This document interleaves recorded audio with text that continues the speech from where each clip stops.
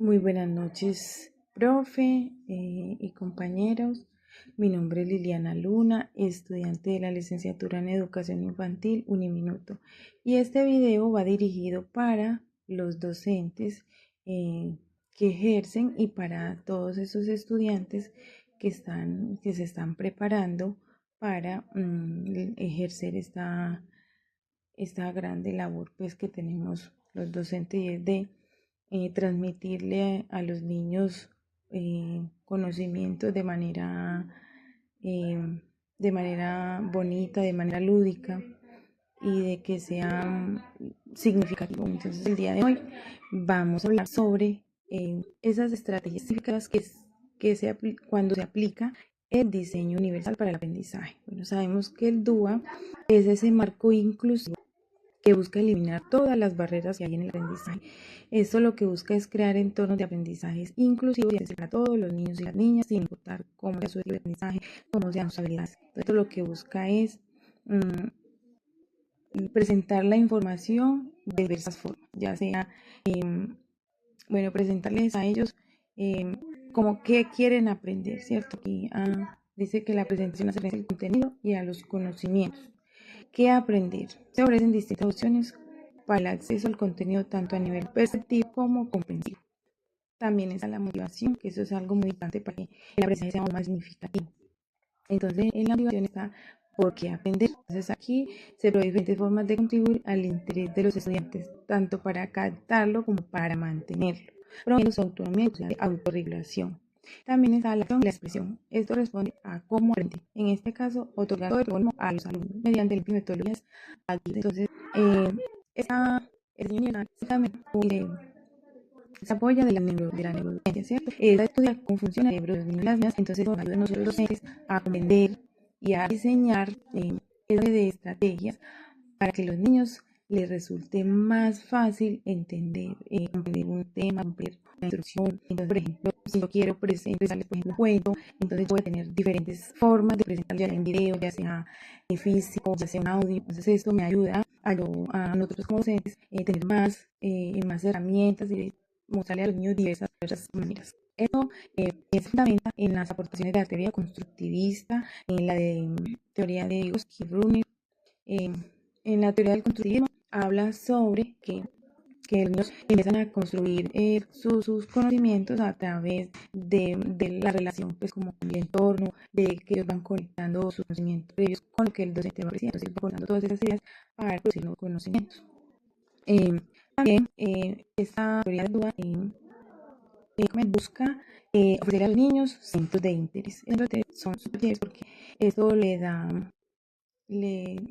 ofrece a los niños ellos van a irse comparando, así digamos, por ejemplo, en el orden de trabajo, cuando se va a elegir el proyecto se ponen varios entes. Entonces, por ejemplo, nosotras ponemos un centro de interés que es relacionado con la naturaleza, o lo que es relacionado con lo científico, que es relacionado con el tema del arte, de crear. Entonces, se ofrece todos esos centros de interés y que hace el docente observa donde los niños muestran pues como ese interés, curiosidad, donde indaga más. Y de acuerdo a estos centros de interés se elige pues el proyecto educativo. Teniendo en cuenta, antes de elegir ese proyecto educativo, se tienen en cuenta todos los intereses, las necesidades individuales que tiene cada estudiante. Por ejemplo, tenemos una estudiante que tiene autismo. Entonces, ahora la persona que ejecuta el proyecto debe de tener en cuenta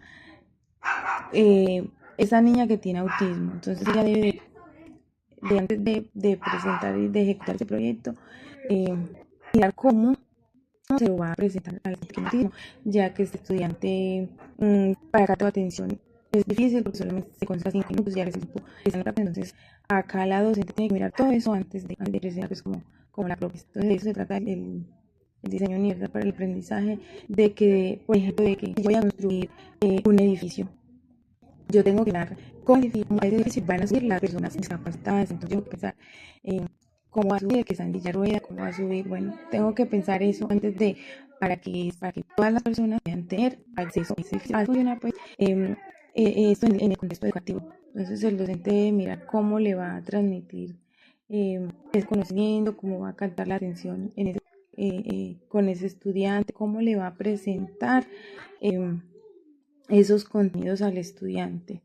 Em, este, Eso también tiene que ver con varias, se basa pues como en cómo lo voy a motivar de manera le fortalece la parte cognitiva, la parte socioemocional y la parte motriz. En todo eso se fija el docente antes de transmitir pues como esa información a los estudiantes, que los estudiantes se sientan seguros, que, que estén motivados, el docente captó la acción de ya tiene esa motivación, entonces eso va a ser más fácil para el docente y para el estudiante porque va el estudiante va a estar motivado para aprender. Bien, entonces acá, a la hora de diseñar nuestro proyecto educativo, debemos integrar diferentes formas de presentación de los temas. Esto responde a lo que mencionaba ahorita, la motivación, el aprendizaje o ascendencias. Además, de metodologías variadas. Varias está el aprendizaje basado en proyectos, el aula invertida, el aprendizaje con la voz. Estas son metodologías activas en las que nos podemos apoyar para trabajar un tema especial, para que el niño les resulte más emocional lo que el docente quiere enseñar. Entonces aquí habla sobre la taxonomía, que es aquí como de los objetivos. Se puede recurrir a la taxonomía de Bloom, que aquí es que sigue el docente, busca ahí como los objetivos, busca las formas para trabajar la parte ya sea cognitiva, lo que mencionaba, la socioafectiva, la motriz. Entonces, todo para estructurar los contenidos de forma progresiva, adaptando a los distintos niveles de aprendizaje y mejorando la comprensión y aplicabilidad del material. Dice que las barreras no están en el estudiante, sino en el modo de enseñar en el contexto. También es importante asumir que siempre serán necesarias adaptaciones y mejoras tanto durante como después del proceso.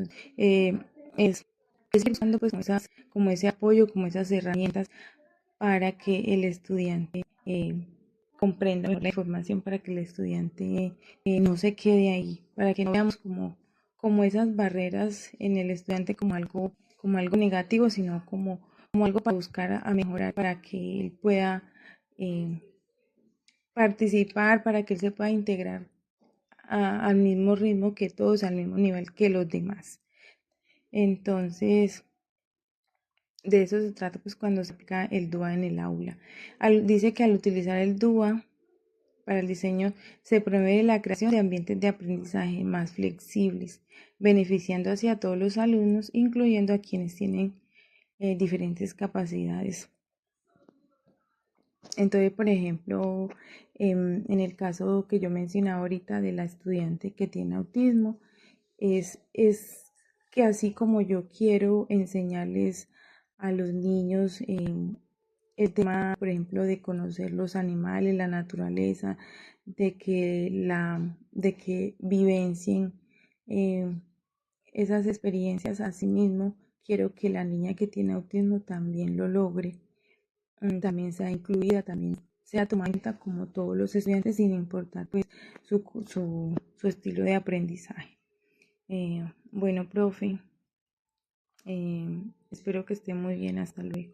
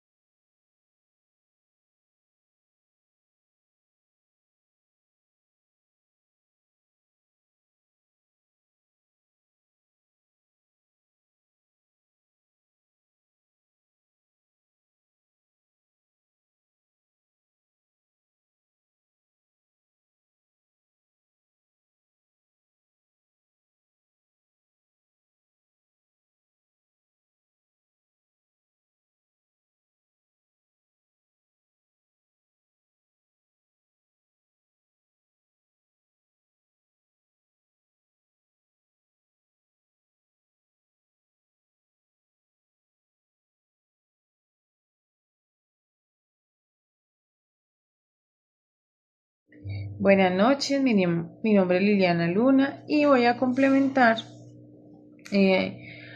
voy a hacer otro aporte sobre lo que hace el DUA en el aula, o sea, cómo a través del DUA las experiencias se vuelven más significativas, eh, más dinámicas, y que le despiertan pues la participación a los estudiantes y que llegan a tener más relevancia. Entonces, lo que busca el DUA como tal es promover la participación de los estudiantes. Entonces, aquí sé que retoma varios referentes teóricos pedagógicos y lo que busca es garantizar que esta educación sea accesible para todos, o sea, que llegue a todos los estudiantes sin importar su estilo de aprendizaje o su condición o su diagnóstico. Entonces, como sabemos que no todos los niños perciben la información de la misma manera, entonces lo que busca el DUA es que el docente conozca al estudiante, que lo analice, que lo estudie para luego mirar cómo le va a ofrecer esa información al estudiante, cómo le va a llegar al estudiante para que el estudiante vaya al mismo ritmo que los demás. Entonces, hay varios referentes teóricos, está Jean Piaget, está Brunner, está Vygotsky, está Gardner, y en la teoría de Gardner están las inteligencias múltiples. Aquí hablan pues de los estilos de aprendizaje, de que en una sala no todos los estudiantes perciben eh, la información de la misma manera, porque está el que es visual, el que es auditivo, el que es kinestésico. Entonces, esto lo que busca es tener las herramientas, que el docente tenga las herramientas para poderle llegar al estudiante, para que el estudiante eh, alcance todos los logros que el docente propone. Entonces, ahí dice que existen tres redes que se activan en el cerebro. La primera es la forma de representación. Entonces aquí está el qué del aprendizaje. Entonces, como decía ahorita, no todos percibimos la información de la misma manera.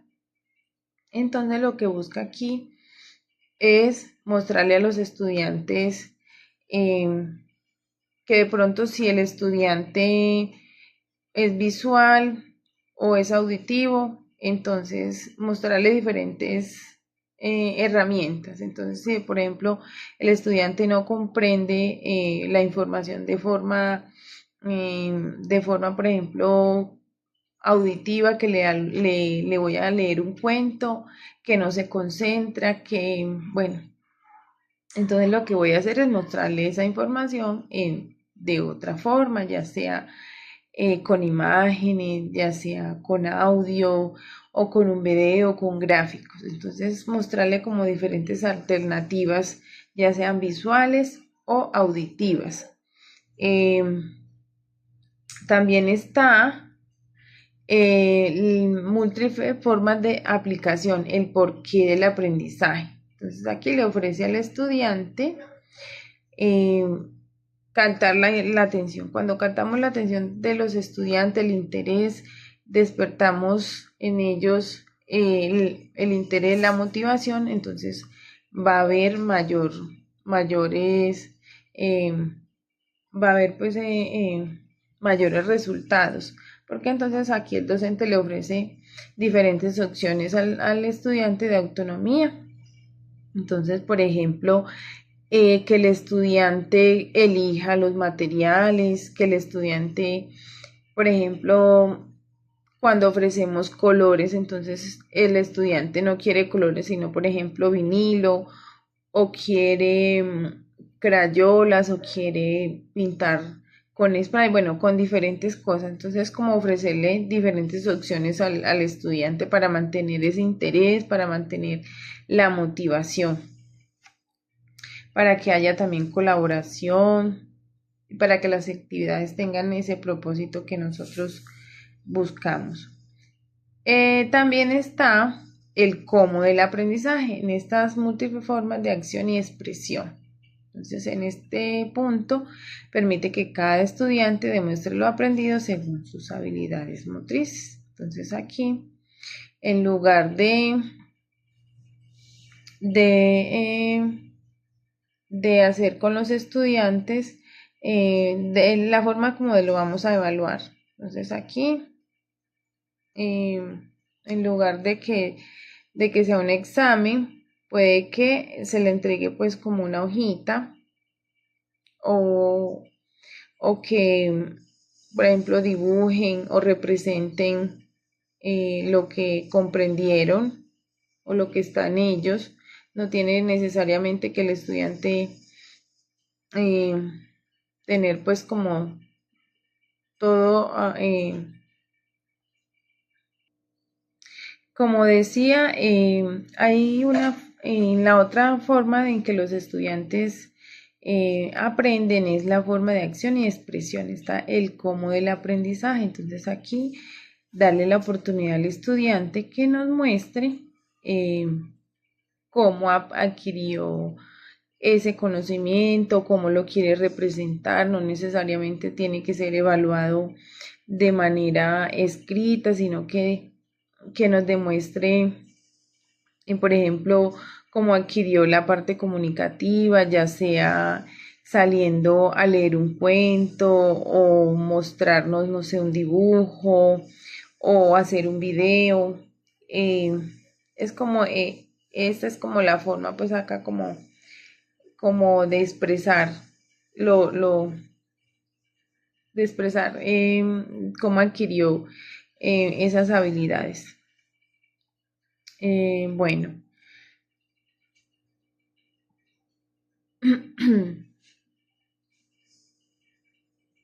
y por último, bueno, lo que busca el DUA es eso, hacer del aprendizaje algo más fácil para los estudiantes y no y entenderlos un poco más, entenderlos. O sea, cuando el docente estudia, analiza al estudiante y se guía pues del DUA y de todas estas herramientas, va a comprender mucho mejor al estudiante y le va a ofrecer mejores herramientas para que el estudiante tenga mejores oportunidades para aprender.